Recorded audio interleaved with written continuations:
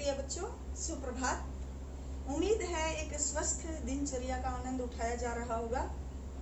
बेटे, हमने मुंशी प्रेमचंद द्वारा रचित दो बैलों की कथा को किया है और इसके प्रश्न उत्तर पर हम आए हुए हैं।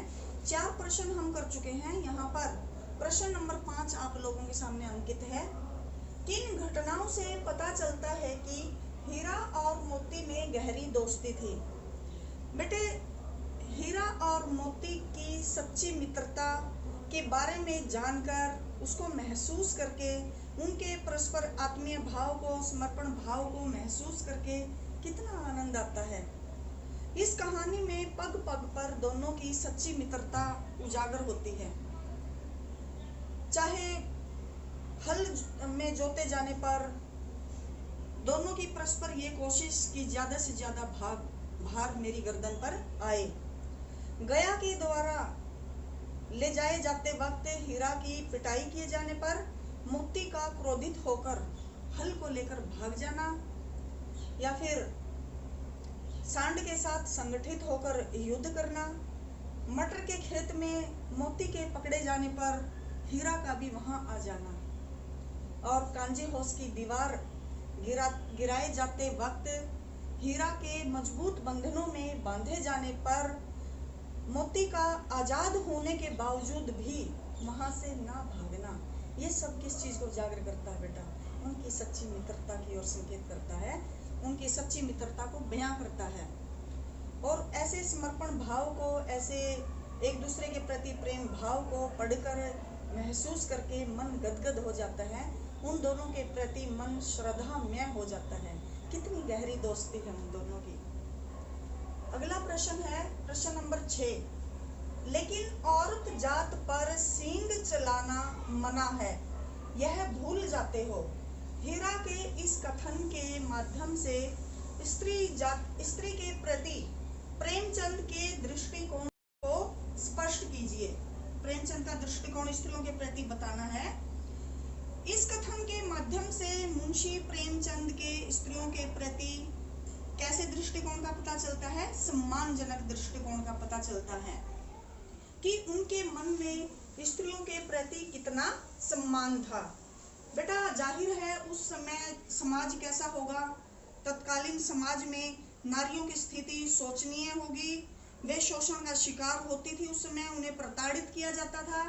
उनका कोई वजूद नहीं था। वे स्वतंत्र निर्णय नहीं ले सकती थी। वे पुरुषों के अधीन थी। ऐसा माहौल रहा होगा उस वक्त का। पर मुंशी प्रेमचंद स्त्रियों की प्रताड़ना के विरोधी रहे हैं।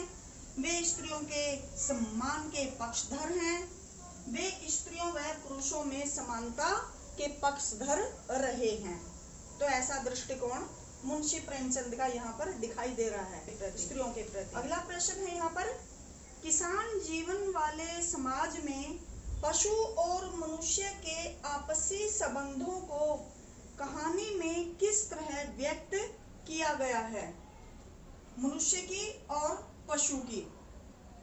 बेटे, पशु और मनुष्य का आदिकाल से ही परस्पर संबंध रहा है। मनुष्य अपनी विभिन्न आवश्यकताओं के लिए जिस तरह पशुओं पर निर्भर है, ठीक उसी तरह पशु भी अपनी खाने पीने संबंधी आवश्यकताओं के लिए मनुष्य का मुंह देखते हैं। प्रस्तुत कहानी दो बैलों की कथा में मुंशी प्रेमचंद ने इन्हीं संबंधों की गहराई को बड़ी ही सूक्ष्मता से उतारा है। झूरी को अपने दोनों बैलों से लगाव है। वह उनके प्रति प्यार जताता है, उनके दाना पानी का, उनके चारे का प्रबंध करता है। और जब वो झूरी गया के साथ उनको ले जाया जाता है, उनको जाते हुए देखकर झूरी को बहुत दुख होता है। अंदर ही अंदर उसको बहुत पीड़ा होती है। बिल्कुल ऐसे ही जब वो गया के घर से भागकर चले आते हैं तो झूरी जो है वो उनको गले से लगा लेता है। ये सब क्या दिखाता है? अपने पशुओं के प्रति प्रेम भाव दिखाता है। प्रेम की गहनता को दिखा रहा है यहाँ पर। बिल्कुल ऐसे ही बैलों को भी झूरी से बिछुड़ने का दुख है। वो नहीं चाहते कि उनको उनके मालिक से अलग किया जाए। वो तो ये सोच रहे हैं गया के साथ जाते वक्त कि शायद उनको बेच दिया गया है, और वो ये मन ही मन ये सोचते हुए जा रहे हैं कि काश झूरी उनको समझ पाता और वो और ज़्यादा मेहनत कर लेते, लेकिन वो झूरी के साथ, अपने मालिक के साथ, अपने स्वामी के साथ ही रहना चाहते हैं।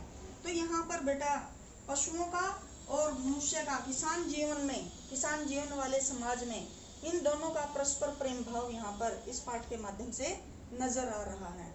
वैसे भी बेटा देखो, हमारे साथ जो पशु रहते हैं, जो जानवर रहते हैं, उनके साथ लगाव हो ही जाता है।